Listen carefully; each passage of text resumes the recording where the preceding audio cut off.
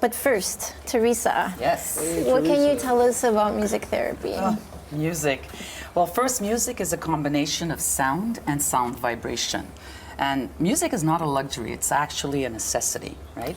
So music therapy is the use of trained music that improves your health by an accredited music therapist.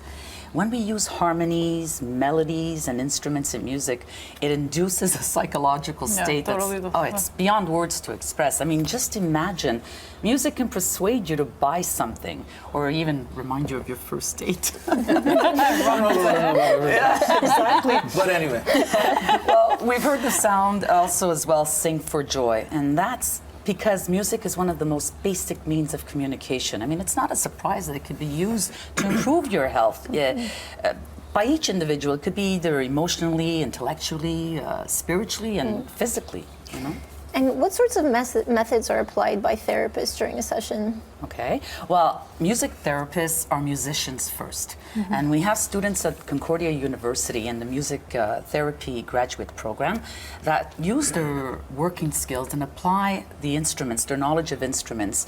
And some of the instruments that they use could be piano, any type of keyboards, drums, and also singing, their voice, their singing for reciting and toning. Yeah. And some of the most common interventions that are used in a session, it could be singing and chanting, interactive music making and movement, learning how to play instruments so that they can improve their motor skills, and also using instruments to improvise unspoken emotions, you know, for people who have difficulties expressing themselves. Okay. That's fascinating stuff. Yeah. And what would you say, Teresa, are some of the highlights of this type of therapy? Who can benefit from this?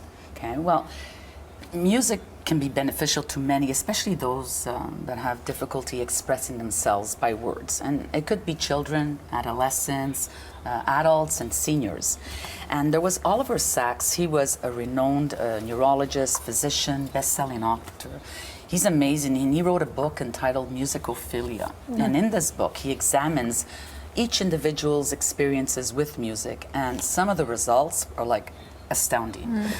This man found out that music can animate patients with Parkinson's disease that couldn't no longer function or move. And recent stroke patients that had no more voice were able to speak. And then it calmed and it kind of organized the memories that were ravaged by people that had amnesia or Alzheimer's. You know?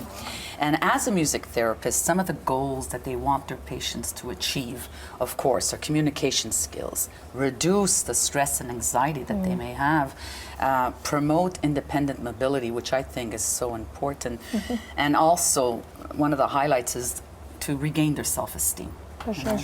Well, it sounds really fascinating. Where can our interested viewers receive more information? Okay, we have the Canadian Association of Music Therapy in Canada. It's a nonprofit organization for research and also to promote music therapy, and also the music therapists receive the certification through them. And then we're fortunate, here in Montreal, we have the Quebec Association of Music Therapy.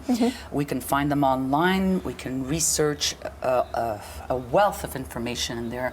Any question that you may have, you'll find it there. We can also call them as well.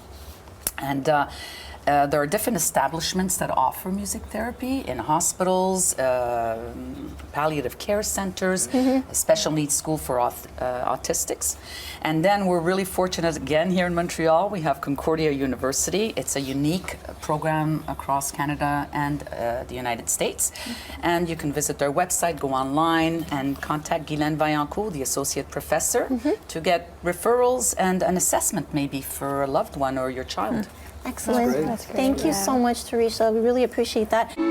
So take me there, where the magic light